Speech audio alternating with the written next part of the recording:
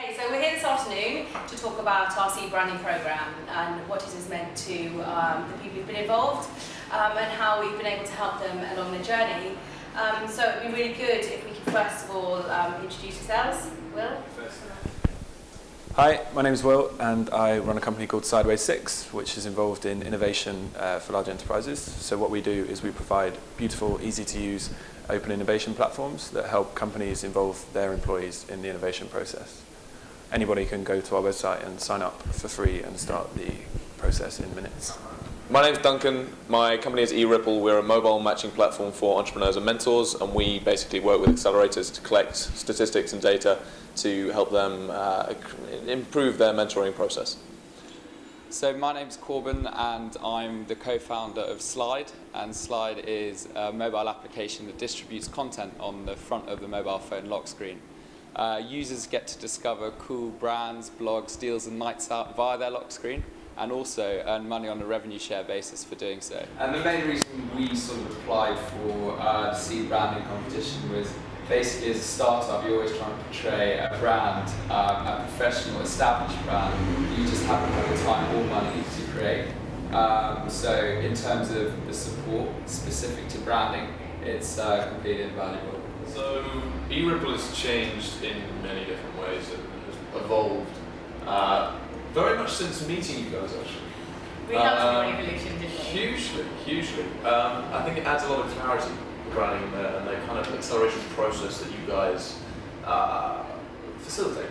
I've gone from very much a kind of a mass market to a higher end niche market, and it's invaluable having a clear brand message and a clear brand logos and designs, and even down to the smaller stuff that you've done. That kind of helps me to kind of communicate that message. I feel like we debate that as well. Yeah. Yours is a product we debate a lot. Yeah, well, it's the best way to get things. No, it's brilliant. It's been really healthy for us to do that as well, and it means that we hone down on some of the things that we do, and it makes us better designers. It gives us a better product. For all of your products, we've selected in a specific way that was going to be relevant to us, because it wasn't just about like bringing 3 companies on board and supporting them, but it had to be really relevant to the company. And for you, it was 100% ideation.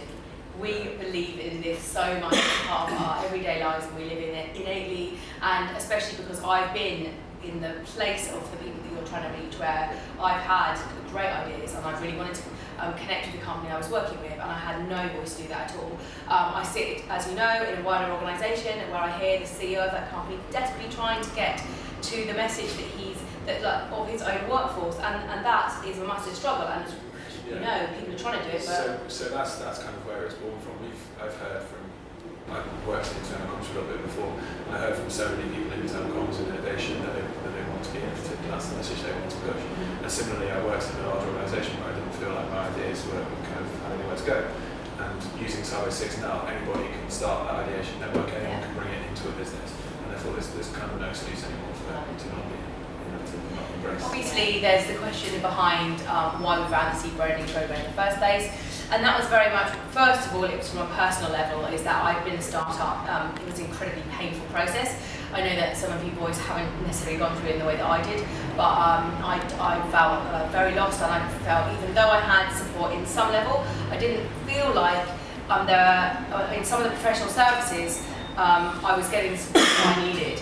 And so in the way that Corbin just referenced, this is our area of expertise, and if I can help another startup get on the ladder, or if I can help their route, make it easier and quicker, then I've done something good. It's just all good business karma. I'm on an accelerator at the moment, and accelerators sort of try and accelerate all aspects of your business at the same time. So a little bit less focused and a little bit more generalised. But we are also backed by the UKTI, who's doing massive things at the moment to try and get companies started in the UK. And how has that been for you? Because I know that you're on a few different routes. yeah, so to just outline, we're backed by the UKTI on a Sirius programme, which is fantastic. It's a year-long programme where the directors get a living allowance every month and free office space in London. And then we're also on the Accelerator Academy, which is a 12-week high-growth programme to basically get you investment at the end of the 12 weeks. and we're obviously on the Seedbranding program. And actually, they've complemented each other incredibly well.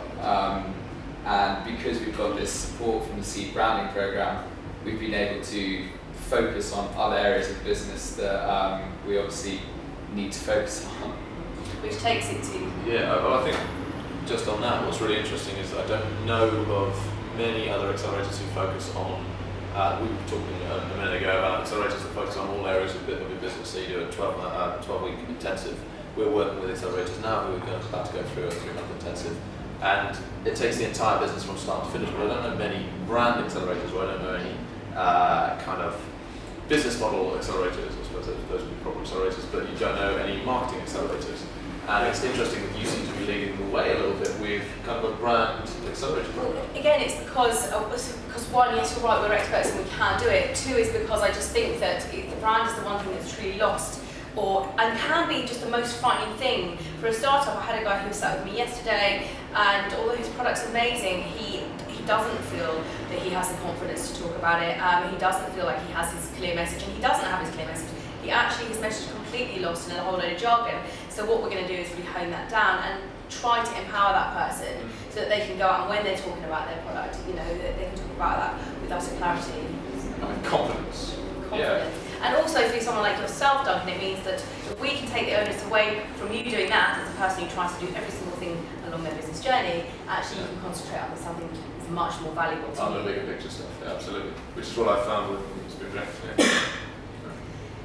One thing that I have to just absolutely commend you guys is I came into it with some reservations about, it's great. There's so many accelerators out there that promise the world and just completely underdeliver. And obviously, all three of us being non-paid clients, I thought we'd, fall at the back of the work stack. But it's not in terms of you and your team, and I've had experience working with other designers in the past, previous to this competition, it's just been actually the best professional relationship I've had with a branding agency, because not usually, from my experience, I've had a lot of time and money wasted.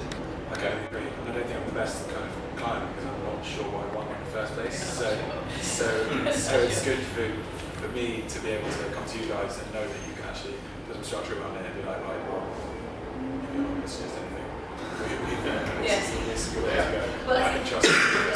I think that's because it's part of it for us, is that we don't necessarily want you to have the answer. In fact, please don't have the answer, because what we want to sit down and as part of our process, it's like we were just talking about, Duncan, it is our process is very, like it's a psychometric thing, that we just want you to sit down and just talk to us very freely about why you're doing something, what the purpose is, how you want to connect to your client base, and from that we will build out your story and we will get on board with your product. And if we don't quite get something, we'll question why are you doing that, and so that it just helps us kind of build out from that an identity that everything will fall out of rather than being. But you were talking, Will, about you wouldn't have potentially... Yeah, so getting kind of a brand agency, creative agency involved wasn't something I would have thought of. And I think it is part of a symptom of what you were talking about earlier with branding coming last in the startup. That wasn't really on my radar. And then I saw this opportunity and it kind of started making sense. And then since I've been working with you guys, it's just been like, wow, this is amazing. The sooner the time investment for me, and I think the money investment if I had it would be well worthwhile. And I think we've done before, so it's been Well, I'm really glad about that fact. In terms of... Can I just jump in on that? I think a lot of us probably follow the kind of lean methodology of trying to get the quickest and crack this product out as we possibly can, and then test it, make continuous iterations, and get as much customer feedback as we possibly can. Well, that's all great, but you get far more engagement from your customers and your end users if they really understand what you're trying to get them to say. We're trying to get say, and I think I'm trying to disrupt actually that point in exactly what yours. I think you can do it lean, and I think you can do it really well, and you can think about your brand at the same time just by putting a tiny bit of effort into them. I think the messaging needs to be strong. Yes. So I think people need to know what your purpose is, what your goal is, despite the fact. So perhaps even more so when the product's not there yet, it's not perfect yet, then they need to know even more than they would do if the product was great, that this is what you want to achieve.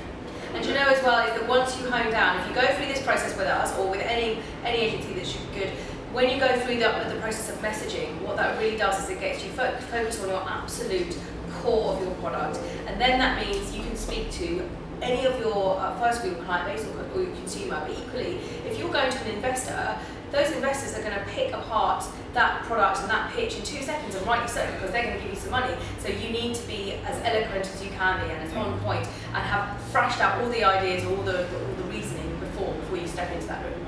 So hopefully that would have added some sort of. Absolutely. Yeah, well, it has already. I mean, from the positive feedback we've got, so. Perfect. Obviously, there's a purpose for this, and the purpose is not just to make pretty pictures and to make us look like we're good designers, which we are, but it's obviously to get you boys on track, and hopefully your businesses will go somewhere, because I truly believe in you from the day that we've met, etc., etc. And it would be, and you know what? It's not just about you guys; it's about us as well. We're an early, emerging design agency, and I want to one day for us all to be somewhere in a room and to be like, wasn't this moment that we're sat here around this beautiful white table amazing? What are your next steps, and how are you going to get there, and how can we support you in that? For us in the Europe, we're working with one accelerator at the moment. Yeah. And the aim is to use that first accelerator experience to go out to the other 7 who are inside their kind of umbrella network, and then take go and work with every accelerator in the UK. Well, we just, as of today, completed our beta, and we smashed our KPIs by 3 times. So I'm looking forward to next week and presenting back to all the agencies we've got on board. I just would like to say that the same way that I joined Emily with Remote Goat when she was like basically Doyel, Emily, and Hannah. Sorry. As a startup, it's like this idea of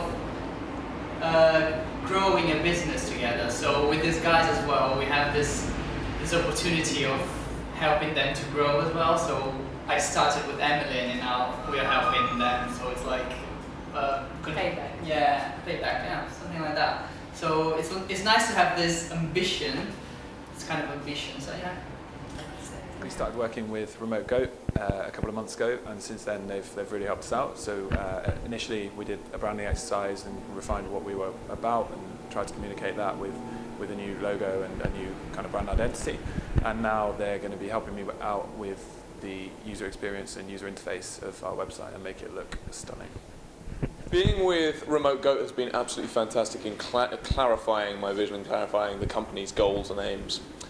It makes things a lot easier when you've got a clear brand structure behind what you're trying to present to people, and certainly with expansion, it just makes a world of difference. I don't know. My experience with the Seedbranding competition that Remote Goat run has just been absolutely unbelievable from the word go.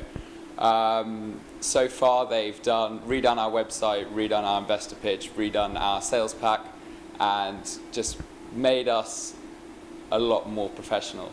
And the way that that's helped us fundamentally is we can actually go to these big agencies where we're trying to sell advertising space and look professional and look reputable.